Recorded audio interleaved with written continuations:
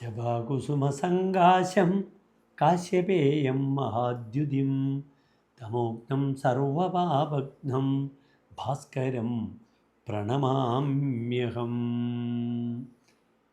ഇരുട്ടിനെ, അന്ധകാരത്തെ അകറ്റുന്നു, സർവപാപങ്ങളെയും അകറ്റുന്നു ആ ഭാസ്കരനെ, സൂര്യഭഗവാനെ ഞാൻ നമസ്കരിക്കുന്നു. പ്രിയമുള്ള പ്രേക്ഷകരെ, നവഗ്രഹത്തിൽ ജപാകുസുമ സങ്കാശം എന്ന ഈ ആദ്യത്തെ ശ്ലോകം ആദ്യത്തിൻ്റെ പ്രാർത്ഥന ശ്ലോകമാകുന്നു. ഇവിടെ നാം ചർച്ച ചെയ്യുന്ന ജ്യോതിഷ വിഷയം സൂര്യൻ കർക്കിടക രാശിയിലേക്ക് പ്രവേശിക്കുകയാണ്. മിഥുന മാസത്തിൽ നിന്നും മിഥുനം 32-ാം തീയതി 32 ദിവസം കഴിഞ്ഞ് കർക്കിടകത്തിലേക്ക് സൂര്യൻ പ്രവേശിക്കുകയാണ്.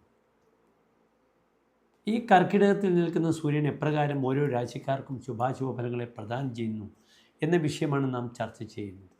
ഇവിടെ സൂര്യൻ 1201 മിഥുനമാസം 32-ാം തീയതി വ്യാഴാഴ്ച, അതായത് 2026 ജൂലൈ മാസം 16-ാം തീയതി രാത്രി 11:40 കർക്കിടകത്തിലേക്ക് പ്രവേശിക്കുന്നത്. ഇവിടെ കർക്കിടകത്തിൽ സൂര്യൻ പ്രവേശിക്കുമ്പോൾ സൂര്യൻ്റെ ആശ്രയഫലം വരാഹമിഹിര ആചാര്യൻ പറഞ്ഞിരിക്കുന്നത് ഭാനോ കുളീരേ തീഷ്ണോസ്വഹ പരകാര്യകൃത് ശ്രമപഥ ക്ലേശൈശ്ച സംയുജ്യതേ. കുളീരേ, കർക്കിടകത്തിൽ സൂര്യൻ നിൽക്കുമ്പോൾ തീഷ്ണ, താൻ തീഷ്ണ സ്വഭാവം പ്രകടിപ്പിക്കും. അസ്വഹ നാസ്തി സ്വം യസ്യ സഹ, ധനമില്ലാത്ത അവസ്ഥ, സാമ്പത്തിക വിഷയത്തിലേക്കുണ്ടാകുന്ന ബുദ്ധിമുട്ടുകൾ, വിത്തം കുറയുക, ശ്രമവധ ക്ലേശൈഹി സംയുജ്യത, വളരെയധികം ശ്രമം, യജ്ഞങ്ങൾ, വധക്ലേശങ്ങൾ, ഇതൊക്കെ തന്നെ കർക്കിടകത്തിലെ സൂര്യൻ പ്രദാനം ചെയ്യും. നല്ലൊരു ഫലമാണോ? നല്ല ഫലമല്ല. ഇവിടെ നാം ശ്രദ്ധിക്കണം, സൂര്യൻ ഉത്തരായനം കഴിഞ്ഞ് ദക്ഷിണായനത്തിലേക്കാണ് പ്രവേശിക്കുന്നത്. ഉത്തരായണത്തിലെ സൂര്യൻ ബലവാനാണ്. മകരം മുതൽ മിഥുനം വരെയുള്ള 6 മാസങ്ങളാണ് ഉത്തരായന മാസം. കർക്കിടകം മുതൽ ധനു വരെയുള്ള 6 മാസങ്ങളാണ് ദക്ഷിണായന മാസം. ദക്ഷിണായനത്തിൽ സൂര്യൻ ദുർബലമാണ്. ഈ കർക്കിടക മാസത്തിലാണ് അങ്ങേയറ്റം വറുതിയുടെ, ക്ലേശങ്ങളുടെ, പ്രയാസങ്ങളുടെയൊക്കെ കർക്കിടക മാസ പിറവി. നാം പിതൃകർമ്മം അനുഷ്ഠിക്കുന്ന ഏറ്റവും മഹത്തായ പിതൃക്കളെ സന്തോഷിപ്പിച്ച് അവരെ സ്വർഗലോകത്തിലേക്ക് അയക്കുന്ന മാസമാണ് കർക്കിടക മാസം. അപ്രകാരം തന്നെ വറുതിയുടെ മാസമാണ്. ധാരാളം ക്ലേശങ്ങളും പ്രശ്നങ്ങളും കർക്കിടക മാസത്തിൽ സംഭാവ്യമാണ്. അതിനാൽ സൂര്യൻ്റെ കർക്കിടക രാശിയിലുള്ള ആശ്രയഫലം ഹോരാചാര്യർ പറഞ്ഞിരിക്കുന്ന അത്ര ഗുണമല്ല. അനാവശ്യമായ വീറും വൈരാഗ്യവും വാശിയുമൊക്കെ പ്രകടിപ്പിക്കുക, തനിക്ക് യാതൊരു പരിചയവുമില്ലാത്ത കഠിനാധ്വാനത്തിലേക്ക് പ്രവേശിച്ച് അതിലൂടെ ഉണ്ടാകുന്ന ക്ലേശങ്ങൾ അനുഭവിക്കുക,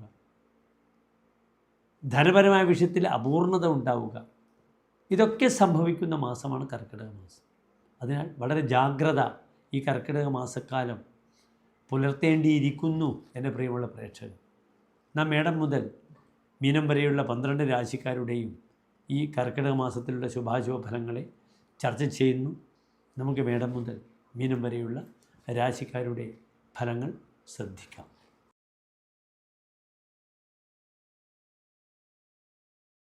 കാർത്തിക നക്ഷത്രത്തിൻ്റെ അവസാനത്തെ 45 നാഴിക, രോഹിണി മകര നക്ഷത്രത്തിൻ്റെ ആദ്യത്തെ 30 നാഴിക വരുന്ന 2.25 നക്ഷത്ര സമൂഹം.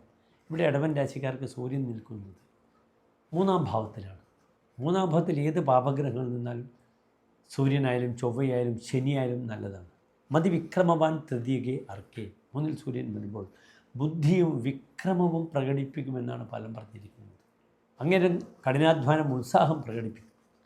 ഇവിടെ 3-ാം ഭാവത്തിൽ സൂര്യൻ നിൽക്കുമ്പോൾ സൂര്യൻ 4-ാം ഭാവാധിപനാണെന്നറിയണം. 4-ാം ഭാവത്തിൻ്റെ അധിപനാണ് 3-ാം ഭാവത്തിൽ നിൽക്കുന്നത്.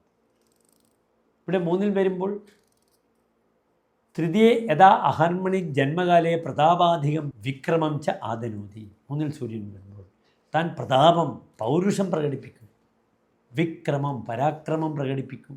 തഥാ സോദരൈഹി തപ്യതേ, താൻ സഹോദരങ്ങളാൽ ദുഃഖിക്കും. സഹോദരങ്ങളെ കൊണ്ട് തനിക്ക് താപമുണ്ടാകാം, അല്ലെങ്കിൽ തന്നെ കൊണ്ട് സഹോദരങ്ങൾക്കുമാകാം. സഹോദര ഗുണം കുറയുക, സഹോദരങ്ങൾക്ക് ബുദ്ധിമുട്ടുകളുണ്ടാവും. പ്രത്യേകിച്ച് മൂത്ത സഹോദരങ്ങൾക്ക് ബുദ്ധിമുട്ടുണ്ടാകും. മറ്റൊരു പ്രധാനപ്പെട്ട വിഷയം, ഈ സൂര്യൻ നോക്കുന്നത് 9ാം ഭാവത്തിലാണ്. പിതാവിന് ബുദ്ധിമുട്ടുകൾ വരും. ഇവിടെ നിർബന്ധമായും രോഗാദ്യ അരിഷ്ടതകൾ സഹോദരങ്ങൾക്കോ പിതാവിനോ വരാതെ നോക്കണം. തൻ്റെ പിതാവിൻ്റെ പേരിൽ മൃത്യുഞ്ജയ പുഷ്പാഞ്ജലിയോ ഹോമമോ ചെയ്യുന്നത് വളരെ ഗുണമാണ്. വളരെ അനുകൂലമായി വരട്ടെ. പിതാവിന് ആരോഗ്യ വിഷയങ്ങൾ ഉണ്ടാകാതിരിക്കട്ടെ.